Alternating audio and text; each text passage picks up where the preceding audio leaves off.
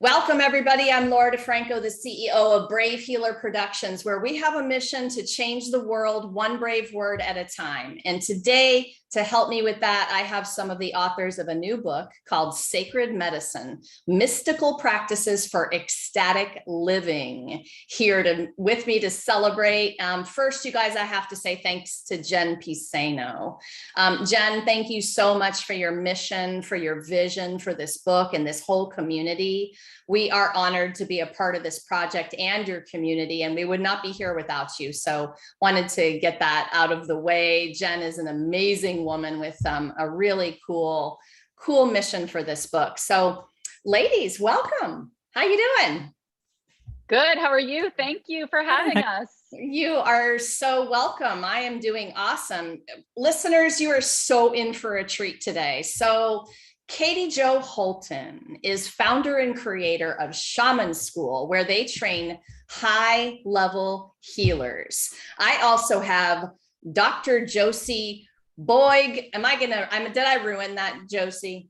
Boig is German, so that's absolutely correct. Bug okay. is the Americanized version. Bug, I knew it. And I said it twice before we started. Dr. Josie Bug is a licensed veterinarian and lifelong student of the healing arts. From herbs to oils to energy to stones, integrating ancient knowledge with modern medicine to help her patients live longer, healthier, happier lives. Melanie Weller is a medical visionary, and we're going to hear more in a minute. And Laura Mazzata is an Akashic therapist guiding light workers to the deepest, most profound and long-lasting healing. To all of you, welcome and thank you so much for saying yes to this project and for just being the badasses that you are, stepping into sharing an authentic story. But even more than that, your readers are going to enjoy your master teachings. This is a gift you guys bring to these books. So honored to have you here, and thank you for doing that. So Katie Jo, I'm starting with you. Tell us about your amazing chapter. Well, I talked in my chapter, which is titled Inner Child Retrieval, Heal Your Past and Awaken Your Magic, about interacting with different parts of ourselves that we tend to tuck away. And kind of the vision overall is working a way of bringing ceremony and sacredness into the ordinary and 3D parts of our lives so we can live a more rich and embellished life. Well, so give me an example of ceremony. Give me a personal example, something I might hear you talk about that you do. And I'm like, ooh, I need to start doing that. Sure. So sometimes with ceremony, we have an idea that it's got to be this big thing with ornaments and, a huge setup. And really, I think it's, an intentional acknowledgement of where you are at or a part of yourself and bringing that forward. And so you can do this with all kinds of things, from periods of your life and cycles that you're going into to simple tasks like making a social media post or sending an email or having an intention for yourself for the day. I love that you just gave that example, because essentially you're telling us it can be with anything. And it's really about the intention that you set. Mm-hmm. Yeah. Tell me more about that. Yeah, and the intention that you set, and I think also an awareness of sort of the cycles that we go through. So as we play around with our greater awareness, being able to kind of tune into what's calling us forward and name that so that we can step more powerfully into it. Well, so awareness is everything. You all know this, like this is what gives us choices and the ability to shift energy, shift perspective, just shift in the moment with a place that we were to a place that we want to be. So Katie Jo, I know that you have shaman school, and I'm just curious about that. Like, can anyone be a shaman? One of my favorite questions. And yeah, I do think so. At one point in time, shamans might have been one or two people in a community that were sort of responsible with tending to the harmony within the community. And now we're sort of being called to do that for ourselves. So like many of our spiritual gifts, we all have access to them. And this can be a part of ourselves of being human that we can explore. Yeah. Thank you. a field that that is in the sacred medicine field.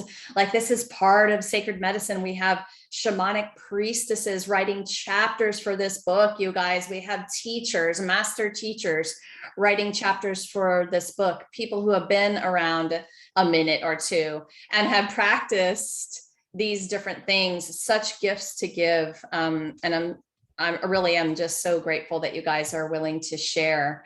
So, Josie, would you talk about your beautiful chapter next? Sure. It's chapter 16, and I titled it Animals Are the Medicine. And I give a acupuncture technique to help connect with your animal and relieve both your anxiety and stress and theirs. And I go through 4 different animals that actually were my guides and teachers through veterinary school. And I really, after 20 years of practicing, I practice traditional Chinese veterinary medicine. So I do a lot of energy work, a lot of acupuncture. And I see animals do as much healing for their people as I am doing for them and they are doing for me. So it really becomes in my sessions a triangle between the animal and the animal's human and me. And I just wanted to have people bring awareness to that, of how much these little creatures are doing for us right now. Wow, you're not kidding. I think that that's always been a draw for me my whole life, and mostly dogs, but dogs, cats, rats, and birds, all kinds of animals have been in our homes, since I was little to now. But you're right. I think now there's a feeling of intensity and urgency. And of course, they all feel it. Mm-hmm. And they are just right there with us, right? Tell me more about that. It came to me actually when this whole situation started and we're on even more of a lockdown. I feel like as human beings, we have become more and more separated from the ecosystem that we live in, from the earth, from the plants that give us food, from the animals that give us food, from our water, from our air. And now with this lockdown, it's been even more, our worlds have gotten more and more small. And for a lot of people, it's their furry dog and cat is the only connection back into that world of nature, or the world that is actually our life support system. And so I'm doing an online program right now where I'm guiding people through the seasons of the year, and I'm giving them exercises like going out on a walk, but letting their dog show them what they want to find out on the walk. And literally, it's really cool because the dogs are pointing out things like reishi mushrooms to their people, and they're finding all these treasures, and it's opening up their creativity and opening back up their awareness to the world around them. So. That's wonderful. I was just chuckling to myself. You mean the dog gets to walk me? That's a cool thing. I could do that. I like that a lot. Awesome, Josie. Thank you. You're welcome. Melanie, tell me about your amazing chapter. Thank you, Laura. My chapter is chapter 2, and the title is Vagus Nerve Cosmology, the Spiritual Underpinnings of Physical Dysfunction. I, like you, am a physical therapist, and I've done that for a long, long time, about 25 years. And I was an athletic trainer before I went to PT school. And I very unintentionally ended up specializing in people that had not found success in other places, and more complicated chronic pain types of cases as well. And I heard lots of stories over and over that were the same. The characters were different, but the archetype, the sense of the story was so similar between patients with pain in different areas that I knew there was something more happening here. And we know that I branded myself as a stress management expert for a long time. And we know that stress and trauma always affect the voice and the breath. And our vocal cords and our diaphragms are horizontally oriented in our body. So we embody stress and trauma on the horizontal in our body. And so the vertical structures, including your vagus nerve, which is an amazing structure that mediates stress, inflammation, pleasure, and a whole bunch of other things. It innervates our vocal cords, our hearts, and our digestive systems. But that's a major vertical structure that can get compressed at these different points. And in the midst of my own midlife crisis / spiritual awakenings, one of the things that I discovered was that mythology was a mode of communicating scientific information. So ancient myths actually tell the story of how the earth rotates and tilts over time, or it tells the story of our anatomy and our physiology. And in all of my experience in treating people for years and years, because I've always loved helping people with those spiritual underpinnings of the physical dysfunction, I've discovered that when you treat somebody's physical body, sometimes their story will change, but when you treat their story, their physical body always changes. And so I've created a form of energy medicine based on how the cosmos is literally coded into us and how story gets coded into us. And when you treat story and treat the way our bodies mimic the cosmos, you put people, or you yourself, get off the mule path and on the superhighway to transformation. I love it. I'm writing stuff down. Don't mind me, you guys. Oh, like every time you see me looking down, it's because I'm writing your words.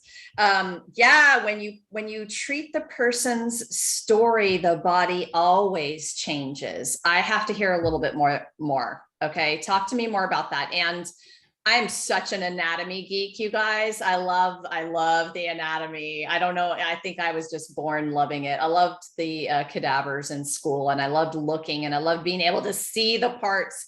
So, as Melanie's talking about the vertical structures and the horizontal structures, like I see them, and it's lovely. Tell me more about this, treating the story. How do you treat a story?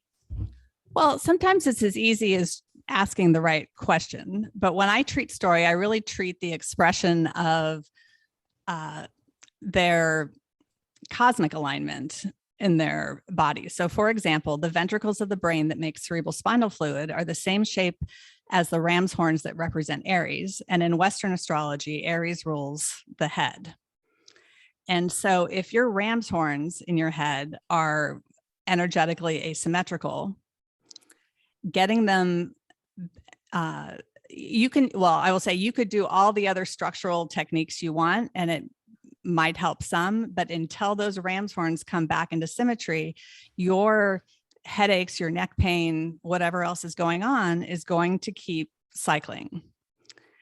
And one of the fundamental questions that goes with that to me is, where are you being the hero in someone else's story? Because Aries is very much the warrior, the hero, it's Mars. And this, I treat a lot of women, and this is a big theme in women's lives because we're culturally conditioned to be the hero in our partner stories and in our children's stories at the expense of our own story. And so when you can help somebody come back, really realize what's happening at the story level and come back into being their own hero, then miracles happen and things just really start to fall into place. And you get in medical terms, because I train a lot of healthcare practitioners to connect these things as well, you get better patient compliance, you get better outcomes, you get people that are really motivated to make the change because they can finally see the light at the end of the tunnel. Yes. Amazing. You guys, I want the readers, listeners today, and the readers of this book to understand just what they're getting in terms of a holistic approach here.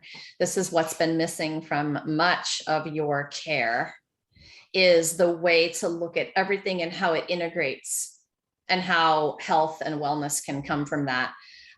Laura, talk to us about your amazing chapter.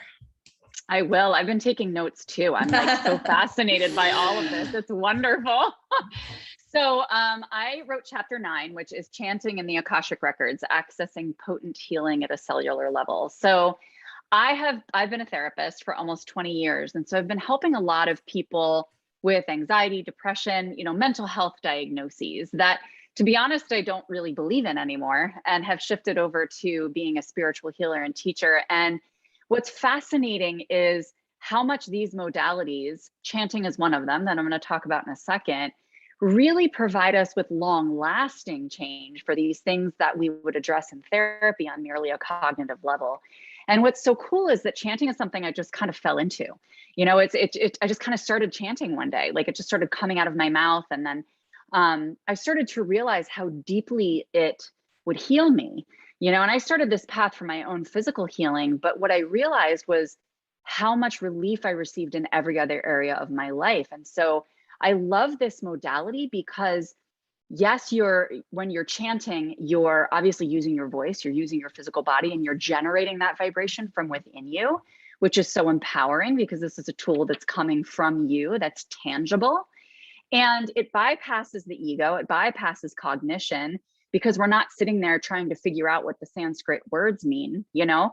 And so our minds can't talk back to us and say, oh, what are you talking about? Like, that's ridiculous, you know? And so it's great because I honestly have found that it's highly effective for people who are very restless or who have anxiety or ADHD, because they have this trouble focusing, but they have this repetitive mind stuff going on, right? Whether you want to call that obsessions, whether you want to call it, oh, I'm just have racing thoughts right now, or I just can't stop thinking about something.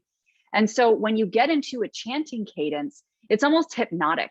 I honestly call it an analgesic for my body. When I chant, every single ounce of me is vibrating and my whole body feels numb when I'm done. It's crazy.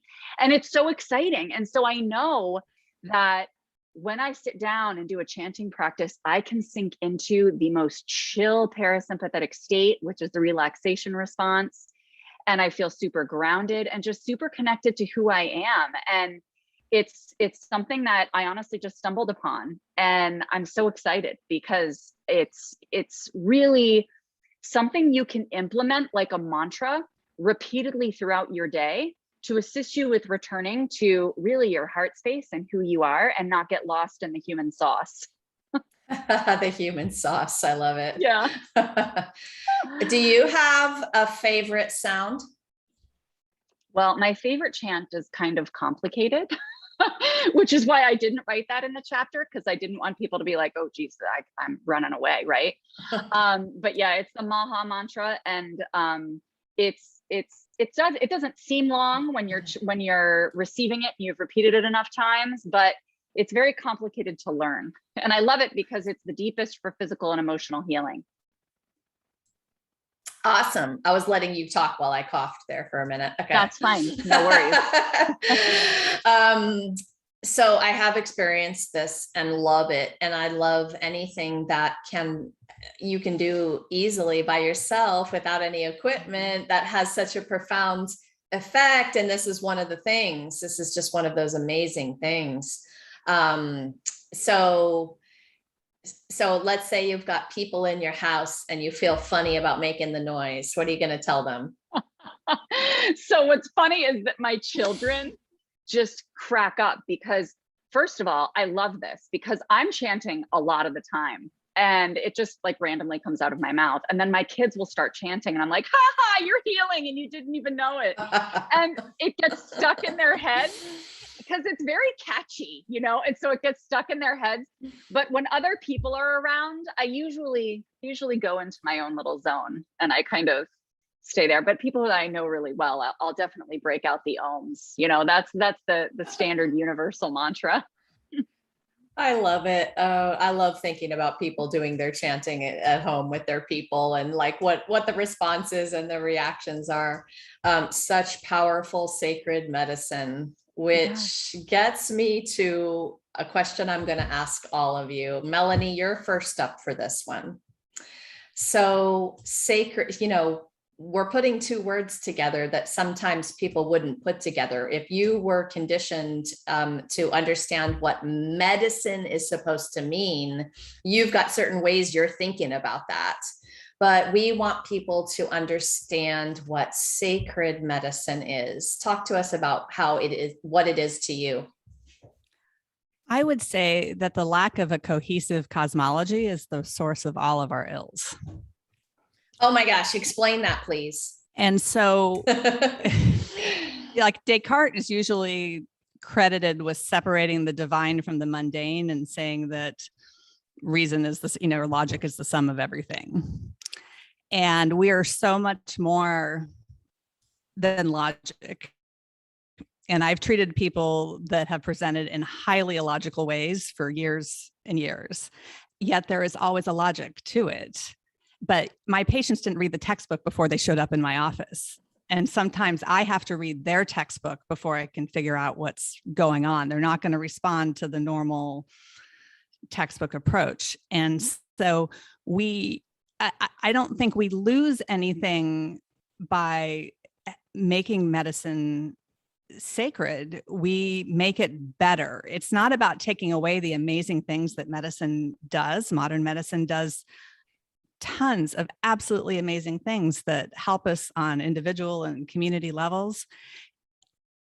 But so many people, or I see so many people that fall through the cracks, and we're so much more than that. And when we really talk about treating someone as a whole being, that we need like whole system paradigms without necessarily needing to give up medical specialties, because those are equally valid. So what we need is a language that everybody can speak in that starts to connect all of these dots. And that's part of, or a huge part of what I'm bringing forward.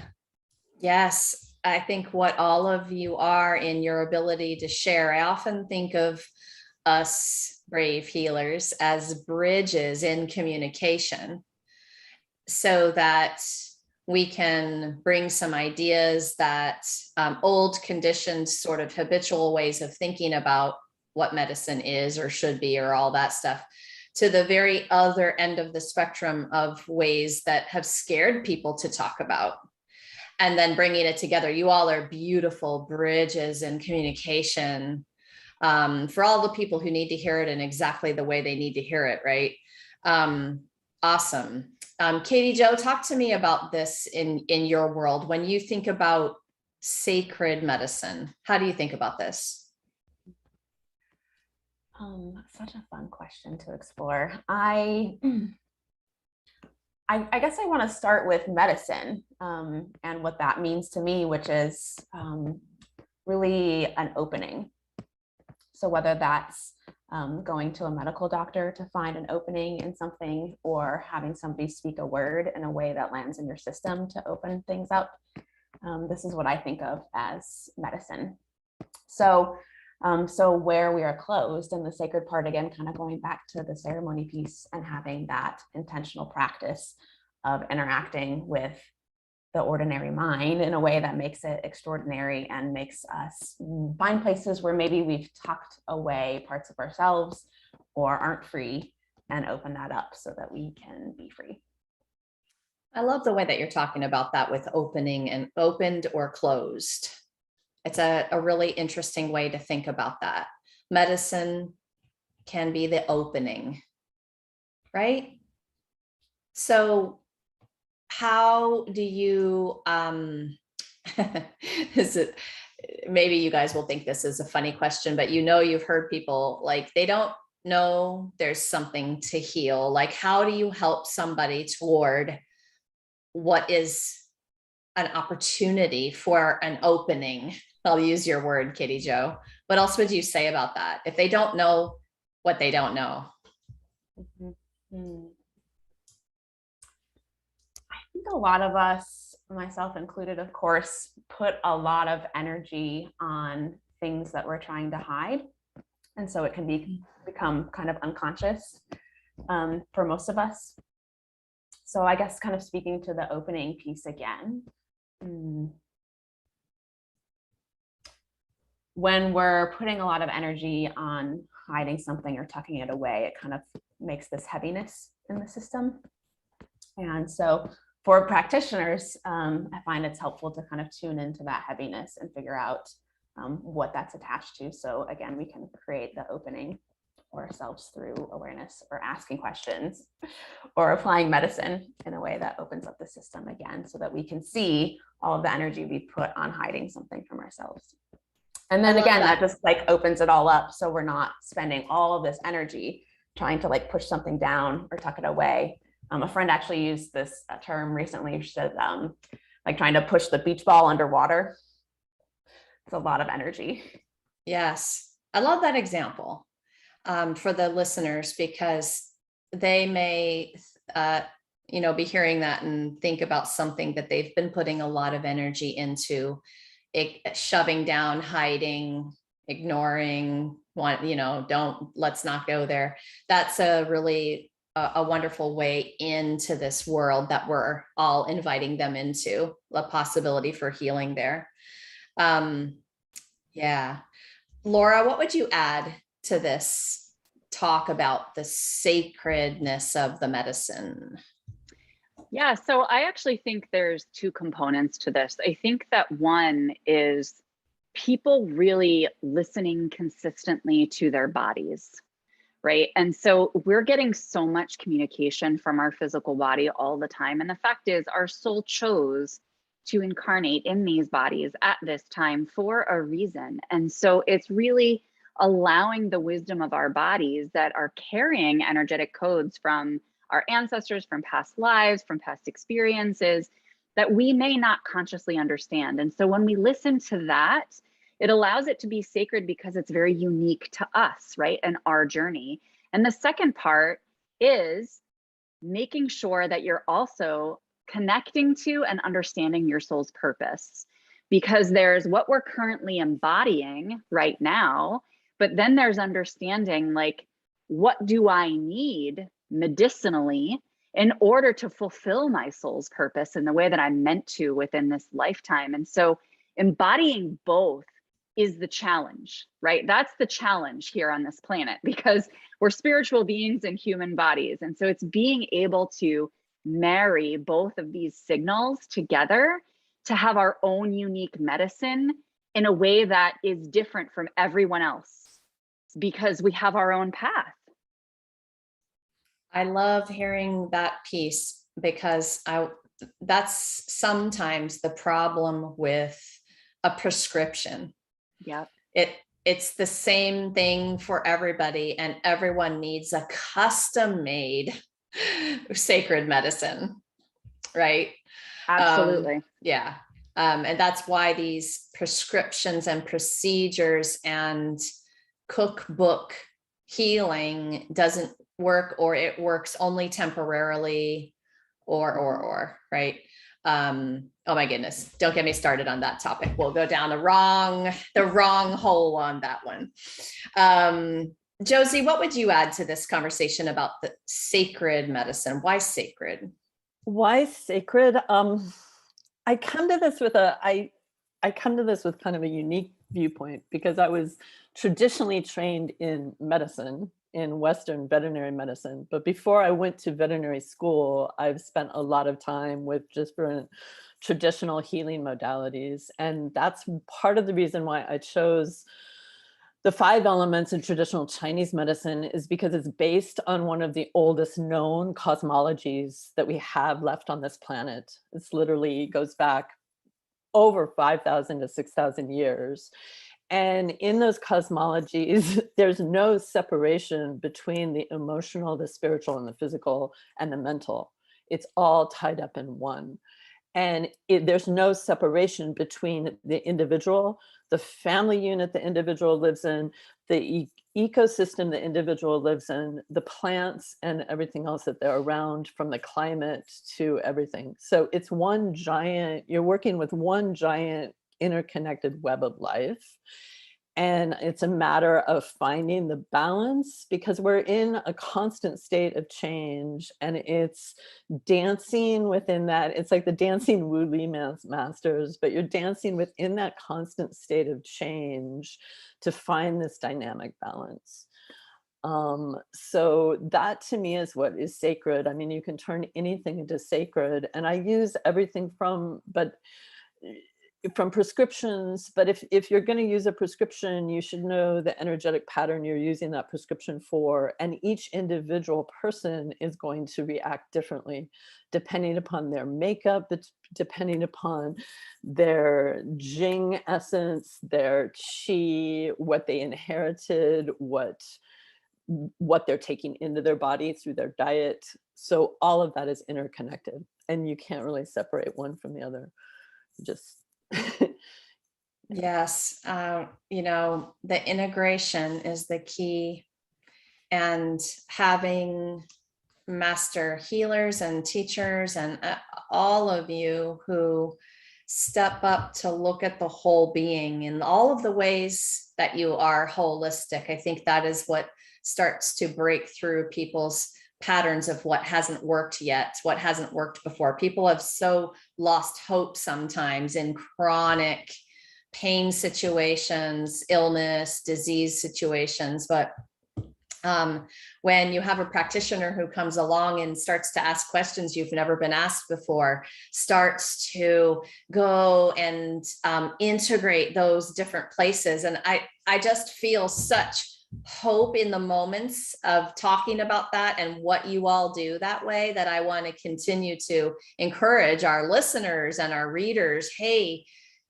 you may have tried 10 things and so far it's not working, but there is an 11th thing and it's going to work. And, don't lose your hope. And we bring a lot of that integration with us in these books. So I'm going to ask you all the next question. Laura, I'm going to start with you on this one. And we chose different words for the title of this book, and one of them was ecstatic. So ecstatic living, okay? We're not just talking about living, we're talking about ecstasy, ecstatic, blissful living, right? And we want our readers to understand what is possible. And there was a point where my knowing there was more to life was literally screaming inside. I hadn't really been listening to those whispers. And Laura, you talked about this body, listening to the body. It's been really important for me. So my body started to shout louder. In my case, it was chest pain. It was a big deal.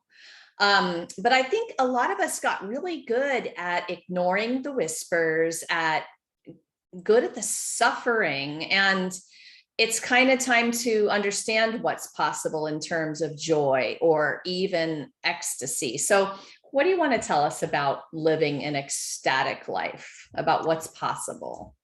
I love this topic. I talk about this all the time because it's so big for me. Before I started this path and I had my spiritual awakening, and I've always been spiritual, but before my awakening, I was freaking great. My life was great. I had an absolutely flourishing private practice. I have 3 beautiful children. I mean, my marriage is wonderful. Like, I was very happy. But what I didn't realize was that there was phenomenal and ecstatic. And so what I find is that the more that I let go and the more that I surrender and I don't attach to my agenda and what it is that I think I need to do, whether it's a message from my physical body or a concept that's coming forward in my mind, the more that I listen to those messages, the more easily things flow, right? Because what I'm doing is I'm just like Josie was talking about, letting your dog take you on a walk, right? Let your body take you on a walk, right? Let the universe take you on a walk. It's sitting back and like waking up in the morning and observing. This is one of the tools I always give my clients. I'm like, when they're starting out, I'm like, when you wake up in the morning, just practice listening to your energy and allowing it to guide you for an hour, for 15 minutes, for the half of the day, for the whole day, if you'd like. But just allow it to guide you. Do you want to have breakfast or do you want to go outside first?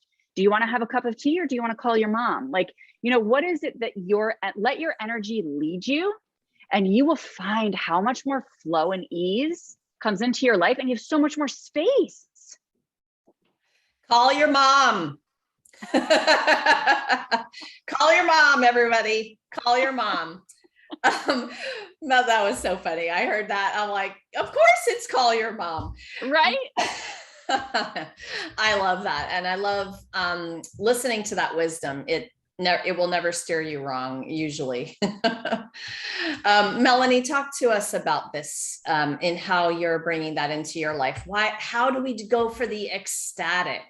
What do you think about this? Well, first I want to echo what Laura said, because I use a little bit of a different process, but for the exact same purpose of having people have a conversation with their bodies to guide their life for as much of the time of the day as they can. And it's so incredibly powerful. One of my favorite sayings. It's a South American proverb that says, your future is behind you, propelling you forward, and your past is in front of you, waiting for you to make peace with it and clear your way. And in terms of pleasure, I really love this topic, and ecstasy, I really love this topic around the vagus nerve, because sexual arousal is a parasympathetic function. And so the vagus nerve is highly involved. And in women, the vagus nerve innervates the cervix. And women with complete spinal cord injuries can achieve orgasm with vagus nerve stimulation. There's research or with vagus nerve stimulation of the cervix, there's research to support this. And so your vagus nerve is so fundamental to your pleasure. And it's always been one of the, like, just a really happy side effect of my work, that people would come back for a second visit and they'd be like, what did you do? It's like, now my sex drive is through the roof, or now my orgasms are different, or, there would be some positive sexual impact just from treating their back pain or neck pain or whatever else, whatever they were coming in for. And, whenever we, all the tools that we use them to get a shift in consciousness, no matter what that is. And so whether you're using diet or, one of my vagus nerve exercises, or a shamanic technique, or a prescription from your doctor, you're doing it to try to get your healing is always a shift in consciousness, or inflammation is a state of consciousness. I'll say too, whatever's happening is a state of consciousness. And so you're using these tools to shift your consciousness. And for me, treating your body in the way that it mirrors, or in the way you are literally a fractal of the cosmos, is really treating consciousness directly. And it's, the game I've played with myself for years and years is, what 1, 2, or 3 things can I do to make 10, 20, 30 things better for this person? And that's what I really love about this work. And we're creative beings. We are designed for ecstatic creation. I love that. I'm writing that one down too. We are designed for ecstatic creation, people, right? Yep. Whether you're making love or babies or business or art, Nice. It's all supposed to be, it's all ecstatic creation. Nice. Or it all has that potential. Yes. Oh my goodness. Okay. So Josie, what do you want to add to this conversation? My version of ecstasy is to just see if you're a dog owner, when you've been gone for 8 hours, or you've been out of town, and you open that door and that dog is there to greet you, and We their all want to whole do that. body is wagging and their whole tail is wagging, and they jump up to give you licks and kisses. Our dogs, especially out of any species, have so much to teach us about joy in life. I mean, a tennis ball can be like the most ecstatically blissful thing for a dog. They bring us back to that simple joy in life. And I mean, that's pretty much all I have to want to leave people with, that picture in their head. It's just, I've been really lucky. After I do think I totally agree with Laura, like people waking up in the morning and just coming back to presence. And that's why actually in my online group, I'm doing a weekly meditation for people of just watching your breath. You're not going off into pretty pictures or fairy tale lands. You're just watching your breath. And by watching your breath, you're feeling where your body's at. And I think it's also a very feminine thing to follow our bodies as to what we're going to be doing, and get out of our heads and down into our hearts and follow that, instead of having this to-do list and everything lined up and scheduled and everything. Just relax a little bit and be present and bring some flexibility and flow in your life. I love it. Thank you, Josie. You're giving the picture of the dog wag. All I have to do is go upstairs for a double dynamic duo of that. I love my dogs. Katie Jo, add to this about ecstatic living. I'm going to tag along to the ecstatic living as joyful living. And, there's a couple pieces here too. There's like adding there's having a practice of asking for what we want and following our desires. And then there's also a piece of changing the frame on what we think of as bad or scary or fearful. And so, yeah, having a practice that takes a look at the things that we least want to say or do, and going towards that is actually where the opening can be, and where we can receive more joy and ecstasy in our lives and retrain ourselves that actually that's not scary. Even though a lot of times when it comes up, we're like, oh, please don't make me say the thing or do the thing, right? And then we have our mind comes in and tells us all the reasons why we shouldn't. And that's where we get into the anxiety and the fear and all of these thinking mind things. And actually, like right on the other side of that is, again, the opening. So I feel like as important as it is to follow our desires, it's also just as joyful to follow our fears. I am glad that you went at this that way. And it has been coming up in other interviews. And it's something that I want listeners to truly understand at another level, that the best moments of joy can be found when you face the ugly stuff, the stuff that looks like you want to run away. And there it is right there. So whatever your moment is there's an opportunity. So of course you can choose a joyful thought in the moment, but when you're really faced with pain, you know, I could be asking you all the devil's advocate question, but Katie Jo, I've been in pain forever. And like, how could this be a good thing? And how, you know, how can going there help me to get there? This place I want to be that's way more joyful or ecstatic, right? Do you want to answer that? Sure. Yeah. I mean, I think a lot of it is actually just the reframe on what's good and bad anyway. And so often, let me see if I can say this in a clear way. A lot of times what we think our problems aren't actually a problem.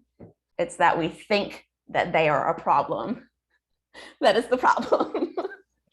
Right? Yes. Yes. Yep. And a beautiful way to have an opening is to observe your own thinking. Oh my gosh, you know, the gift of that awareness of observing our thoughts. Okay. You amazing author people, we're going to do one last speed dating question. Are you ready? This is not something you're going to want to answer in a quick way, but I'm going to challenge you.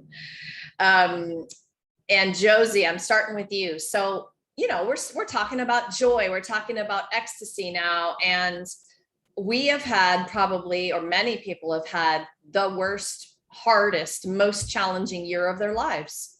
We've been in this situation that we've been in. We record this interview today in, you know, a year and a half into COVID and all of the things that went along with that. And there are people who are just still stuck in whatever that is. So what I want you all to offer today as a last little bite, little nugget is for someone who's stuck, what would be one simple stepping stone for them today? Josie, let's start with you. Go to the place of stuckness. I mean, I think from a spiritual perspective, there's a reason we're all sent to our rooms, and that we really need to go in, and you're not going to get free of whatever it is until you go in and look at where you're stuck. Like dive in. Just, it's like those deep divers on the Olympics. Dive off that. I wrote a poem about cannonballing into it. Like just go, just run, jump, and cannonball. Yeah. You've got to do it for everybody's sake. You know, I think the animals can teach us that too. I treat a lot of pain in animals, but they take on a lot of our stuff.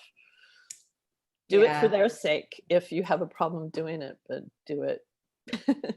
Thank you. Laura, how about you? What's one little stepping stone you'd offer today to our listeners? I would say it's connection.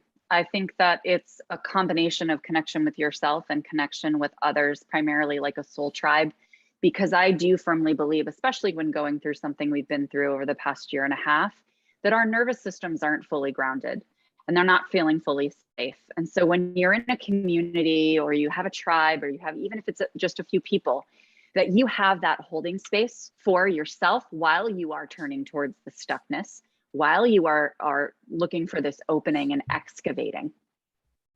Yes, it was what I was thinking as Josie was talking.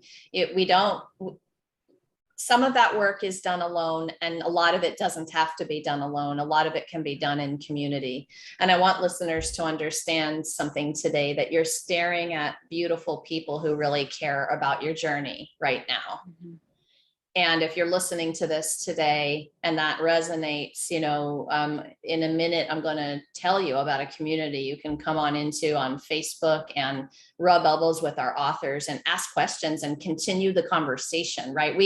We're offering the community, not just the book. And so it's a powerful thing to connect. Thanks, Laura. Katie Jo, how about you? Give us a little stepping stone into that.